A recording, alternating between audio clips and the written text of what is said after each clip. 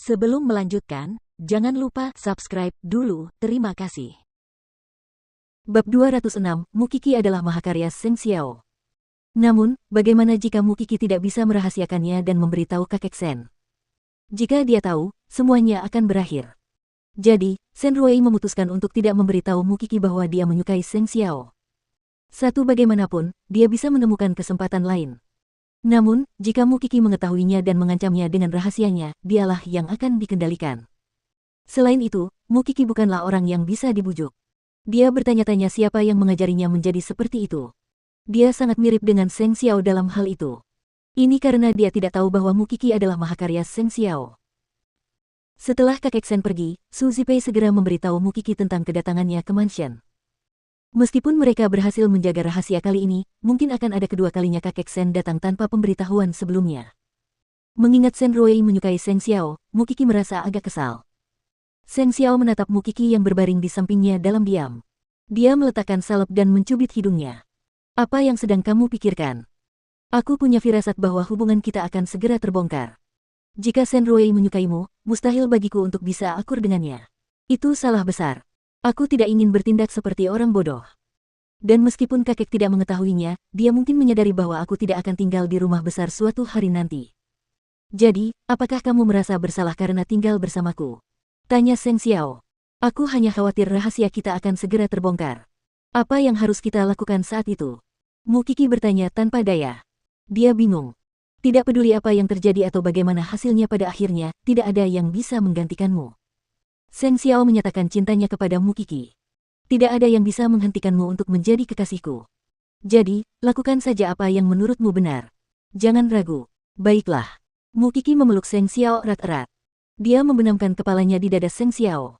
Aku percaya padamu. Aku paling menyukaimu, Xiao Xiao. Karena anak kecilnya diganggu oleh Sen Ruei, dia harus menyelesaikan masalah ini secepatnya. Dan dia tidak akan menggunakan taktik lama karena taktik itu tidak akan berhasil pada Sen Ruei. Pasti ada cara untuk melakukannya sekali dan untuk selamanya. Seng Xiao memeluk Mukiki, mengusap punggungnya yang sudah mulai membaik. Setelah beberapa saat, Mukiki berkata, besok aku akan memutuskan hubungan dengan Sen Ruei. Kamu milikku. Dalam kegelapan, Seng Xiao tersenyum dan mencium telinga Mukiki. Dia juga merasa seperti berada di neraka saat bersama Mukiki. Namun, dia bisa menghabiskan seluruh energinya untuk tetap bersamanya. Keesokan paginya, karena hari itu adalah akhir pekan, Mukiki pergi ke Sen Mansion dengan membawa hadiah yang telah disiapkannya untuk Sen Ruei. Alasan lain mengapa dia pergi ke sana adalah untuk menutupi kebohongannya tadi malam. Mengapa kamu datang pagi-pagi sekali? Kamu harus beristirahat dengan baik saat kamu merasa tidak enak badan, kata kakek Sen. Aku ingin bertemu dengan Suster Ruei, jadi aku datang. Ngomong-ngomong, kamu datang menemuiku tadi malam, tapi aku sudah tidur. Maaf merepotkanmu. Pergi dan temui adikmu. Kakek Sen senang ketika melihat hadiah-hadiah itu dan berpikir bahwa mereka akan menjadi saudara perempuan yang baik. Namun, Mukiki hanya datang untuk membalas budinya terakhir kali.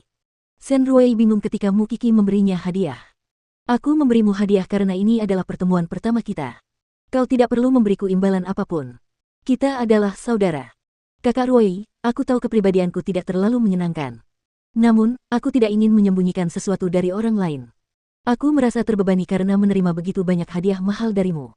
Jadi, kurasa aku harus memberimu sesuatu agar aku merasa lega. Baiklah. Tapi Kiki, kamu tidak salah paham dengan apa yang terjadi tadi malam, kan? Aku benar-benar tidak tahu kursi itu. Itu tidak ada hubungannya dengan itu. Sen Ruei menatap Mukiki dengan saksama. Dia merasa bahwa Mukiki sedang menarik garis batas dengannya. Namun, dia mengangguk. Baguslah kalau kamu tidak melakukannya. Kalau begitu, aku akan pergi memancing bersama kakek. Sen Ruei tersenyum pada Mukiki. Dia tidak memaksanya untuk tinggal. Setelah Mukiki pergi, Sen Ruei tahu bahwa kerja kerasnya sia-sia. Mukiki lebih dari sekadar orang yang tidak disukai. Dia seperti landak, tidak tersentuh. Bibi ketiga melihat putrinya tampak sakit begitu dia masuk ke kamarnya.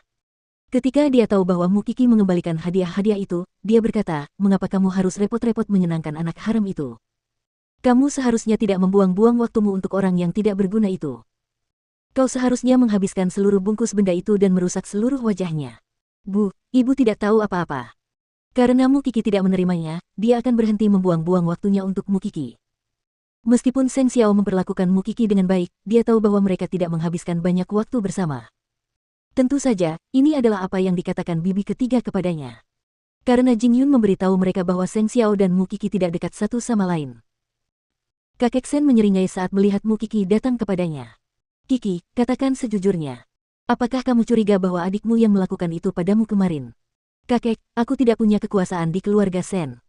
Meskipun bibi kedua dan paman kedua telah menerimaku, aku masih orang luar bagi sebagian orang lain. Mu Qi berkata terus terang kepada kakek Sen. Kamu bisa mengabaikan saja bibi ketigamu itu.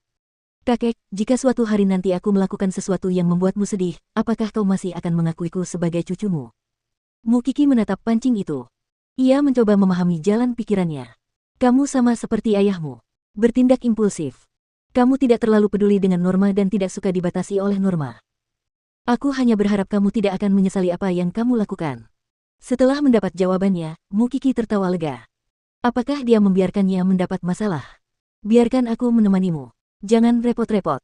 Kamu bukan orang yang bisa duduk diam. Biarkan Senlin memancing bersamaku. Senlin berjalan ke kolam ikan dari jarak yang tidak jauh. Dia sudah berdiri di sana cukup lama.